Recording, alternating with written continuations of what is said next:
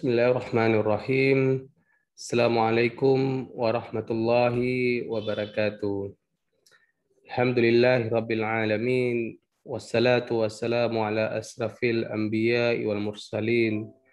Rabbi israh li sadri wa yassir li amri wa hlul 'uqdatam min lisani yafqahul qawli. Amma ba'du. Alhamdulillah pada tahun ini kita diberikan kesempatan untuk menjalankan ibadah puasa. Semoga ibadah tahun ini bisa lebih optimal daripada sebelum-sebelumnya. Baik, pada hari ini kita coba mentadaburi beberapa ayat Al-Quran yang berkenaan dengan pencatatan amal. Kalau di dunia komputer kita mengenal dengan istilah log atau jejak-jejak digital. Kita melihat di Indonesia ini pertumbuhan pengguna internet atau penetrasi pengguna internet terus meningkat. Ya, laporan dari ABJI tahun 2020 itu mencapai 75%. Nah, coba bayangkan di masa pandemi sekarang, yang mana semua aktivitas itu berjalan secara daring, baik perkantoran, perkuliahan, maka otomatis tingkat penetrasi internet itu akan naik lebih besar daripada periode-periode sebelumnya. Nah, ini yang mengakibatkan akhirnya jejaring internet itu semakin kompleks, ya, semakin kompleks. Nah, sehingga ketika komputer A ingin mengakses, katakanlah misalkan ingin mengakses servernya Aptikom. Nah, maka ketika komputer A meminta request kepada server Aptikom, nah itu akan terjadi beberapa lompatan. Artinya akan melewati beberapa router atau komputer lainnya sehingga data tersebut akan diberikan oleh servernya Aptikom. Nah, setiap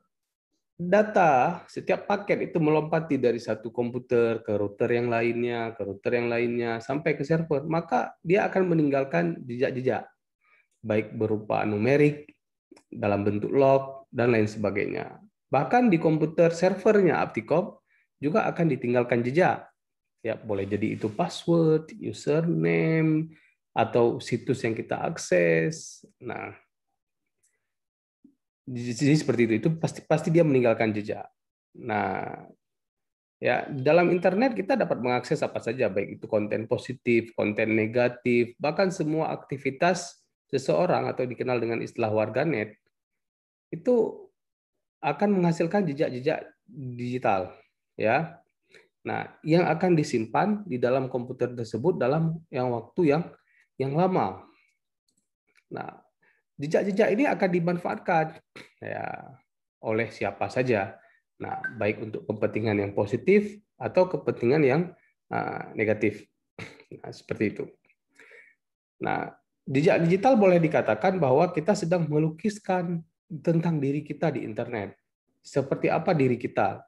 Nah, apa yang kita akses, apa yang kita unggah, apa yang kita sampaikan, apa yang kita kirim ke teman, apa yang kita nonton misalkan, apakah kita mengakses situs-situs baik atau situs-situs dewasa. Nah, misalkan lagi kita menggunakan platform atau pengaya-pengaya add-on, plugin, itu semuanya akan terrecord dengan baik di dalam sistem internet. Nah, hal ini disampaikan juga pada tahun 2014 oleh Lambiote dan Konsiski, yaitu jejak digital yang dihasilkan oleh warganet dalam bentuk numerik akan tersimpan di dalam database, ya. Nah, atau log router hingga ke server. Nah, kalau kita melihat jejak digital, maka jejak digital ini umumnya dibagi ke dalam dua kategori. Yang pertama jejak digital pasif, kemudian jejak digital aktif. Nah, jejak digital pasif itu merupakan rekaman digital yang dibiarkan berinteraksi antar piranti warganet. Nah, dengan infrastruktur. Nah, saya ambil contoh, misalkan kita terkoneksi dengan wireless-nya bandara A. maka di bandara A itu akan terrecord bahwa komputer ini sedang terhubung dengan perangkat ini. Nah, kira-kira seperti itu. Itu yang pasif. Sedangkan yang aktif merupakan jejak atau rekaman yang sengaja dibuat oleh warganet ketika dia berinteraksi di internet. Misalkan mengirim pesan, mengunggah gambar, berbagi informasi peta, dan lain sebagainya. Nah, sehingga semua aktivitas sebenarnya dicatat di dalam internet. Nah, jejak-jejak ini bukan tanpa sebab, bukan tanpa alasan harus direkam. Nah, kalau kita kalau di kampus misalkan kita mengenal namanya cumi atau ada cace, nah ada server proxy. Nah, ini fungsinya nggak untuk meningkatkan kecepatan internet itu sendiri. Misalkan di dalam satu institusi ada beberapa lembaga, ada beberapa orang yang mengakses konten yang sama, maka internet di kampus tidak lagi memintanya ke server pusat, langsung diambil dari dari server proxy tadi. Nah, jadi menjadi lebih cepat. Nah, sehingga tidak terlalu lama. Nah, kemudian yang kedua misalkan selain di server, sekarang cookies di dalam browser kita pun juga bisa dimanfaatkan oleh perusahaan-perusahaan iklan, sehingga apa yang kita cari itu lebih berdekatan dengan apa yang kita inginkan. Bagaimana misalkan kita mencari di Google, bagaimana Google bisa memberikan informasi yang tepat kepada kita, yaitu dengan mempelajari karakter pencarian kita sebelumnya, ya, dari mesin kita, dari cache yang tersimpan di dalam mesin. Nah, boleh juga digunakan oleh pihak yang tidak baik, misalkan dipakai untuk di hacking, dibobol, dicuri informasi, disadap informasi di tengah jalan misalkan. Nah, itu dimanfaatkan oleh orang-orang yang tidak berkepentingan. Bahkan pihak berwajib, katakanlah jaksa atau polisi atau hakim, itu mulai menggunakan jejak digital untuk membuktikan kesalahan-kesalahan apabila terjadi proses hukum. Nah, jadi sudah sangat bermanfaat rekam jejak ini. Nah, misalkan lagi contoh manfaat lainnya, misalkan seseorang mencari barang dalam suatu marketplace. Tapi misalkan pada saat itu dia masih belum mau membelinya, masih mencari-cari saja. Nah, kemudian yang bersangkutan di komputer yang sama mengakses situs-situs berita atau situs-situs lainnya. Maka dari situs-situs tersebut iklan yang berkaitan itu akan muncul, ya. Iklan yang berkaitan itu akan muncul di dalam tampilan browsernya.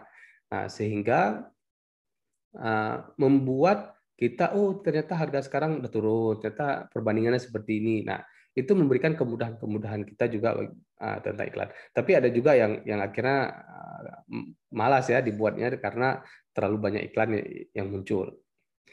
Nah, jadi dari fenomena internet tadi, jejak digital, kita coba melihat tentang misalkan di dalam Al-Quran disampaikan bahwa di hari kiamat mulut manusia itu akan dikunci. Yang berbicara itu tangan dan kakinya.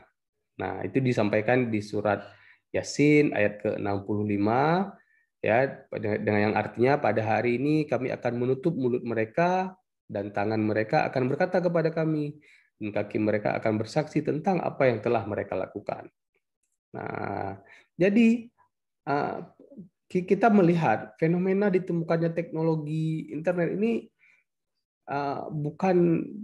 bukan semata-mata ya untuk kemudahan interaksi internet atau bertukar informasi antar satu sama lainnya, tapi ini sesuatu anugerah yang diilhamkan oleh Allah kepada manusia, siapa saja, kepada manusia, supaya Allah bisa memberikan bukti yang nyata tentang kebenaran firman-Nya. Ya, salah satunya pada surat Yasin tersebut.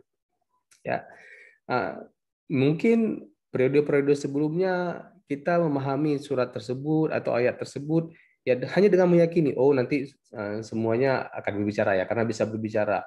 Muncul pertanyaan, orang berbicara itu kan pasti ada memori. Nah, bagaimana dia menyimpan memorinya? Nah, siapa yang menyimpan? Sedangkan yang punya memori itu kan misalkan ya otak misalkan di kepala. Tapi ini yang bicara tangan, apakah tangan punya memori? Yang berbicara nanti kulit, apakah kulit punya memori? Nah, itu pertanyaan-pertanyaan seperti itu menjadi kajian yang menarik. Nah, beberapa pakar biologi mungkin sekarang sudah bekerja sama dengan pakar-pakar IT untuk membuat memori yang disimpan di dalam DNA. Nah, di dalam sel DNA disimpan memori. Nah, seperti kita ketahui, pakar biologi juga mengatakan bahwa tubuh kita ini, semua sel di tubuh kita ini memiliki memori. Mereka menyebutnya dengan istilah body memory. Nah, saya coba ambil contoh bagaimana body memory ini bekerja. Nah, misalkan ada seorang anak kecil, ya, kalau kita pernah membaca cerita Nabi Musa ketika dia kecil, kemudian Firaun untuk meyakinkan bahwa ini hanya anak kecil biasa, maka dinyalakanlah lilin. Nah, kemudian Nabi Musa berjalan ke lilin tersebut, memegang lilin dan memasukkannya ke dalam mulut. Nah, bayangkan anak kecil yang belum mempunyai memori, dia pegang lilin, dia tidak tahu bagaimana panasnya, kemudian dia masukkan ke mulut. Artinya sel kulitnya belum menyimpan informasi, belum menyimpan data-data tentang panasnya api. Nah, sehingga Nabi Musa kan kita ketahui cadel ya lidahnya karena memasukkan lilin tersebut. Tapi coba arahkan api ke seseorang yang sedang berdiri misalkan. Pasti dengan responnya dia akan menggerakkan tangannya karena ada hawa panas. Artinya kulitnya sudah merekam bahwa data ini panas sehingga dia menggerakkan tangannya. Nah, artinya apa? Artinya kulit juga punya memori. Nah, refleks tadi ya punya memori sehingga dia bisa menggerakkan. Nah, seperti kita ketahui di biologi bahwa refleks itu tidak bekerja di otak tapi ya di respon sensor yang ada di panca indera. Nah, jadi dengan posisi tersebut kita bisa membayangkan bahwa ternyata tubuh kita ini punya memori. Semua sel ini menyimpan memori. Nah, hanya saja sampai saat ini kita belum mengetahui bagaimana kita mendekodnya, bagaimana kita membaca informasi yang tersimpan di dalam kulit-kulit ini. Nah, ya banyak sekali ayat Al-Quran yang menyampaikan tentang bahwa semua gerak-gerik kita itu disimpan, bukan hanya oleh dua malaikat seperti yang tertulis dalam surat Al-Mutaffifin, tapi juga semua organ tubuh kita ini juga akan berbicara seperti disampaikan dalam surat Al-Kahf, Al-Infitor, Ar-Ra'du, Az-Zukhruf. Silakan dibaca-baca ayat tersebut, dipahami ya mumpung lagi Ramadan. Ya, kita mentadaburi beberapa ayat Al-Qur'an. Nah, dan yang paling menarik tentang kulit, ya, tentang kulit bahwa kulit itu akan berbicara, itu dijelaskan juga di dalam surat Al-Fusilat. Ya, ayat ke-20 hingga ayat 22. Nah, yang artinya dengan demikian sel kulit yang merupakan menyebutkan bahwa kulit akan berbicara sebagaimana manusia diajarkan berbicara oleh Allah. Nah, jadi ya di saat itu mungkin akan didekod informasi yang ada di kulit sehingga kita bisa si kulit akan menyampaikan semua apa yang dia rasakan. Ya, ketika si manusia ini beraktivitas seperti ini, yang paling banyak melihat aktivitas kita kan kulit deh.